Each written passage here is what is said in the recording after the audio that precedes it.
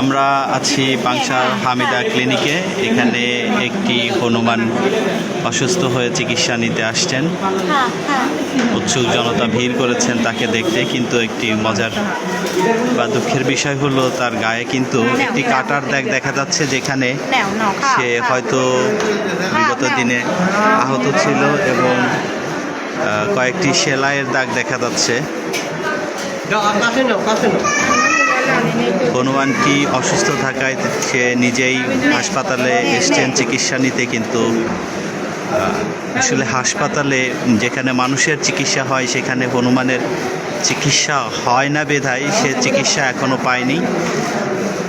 বন বিভাগের লোকজন এসছেন তাকে নিয়ে যাওয়ার জন্য।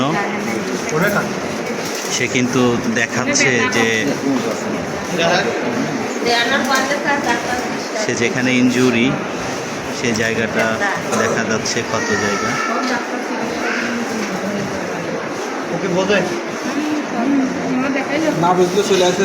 এখানে স্থানীয় যারা আছেন তারা যেটা বলছেন সেটা হচ্ছে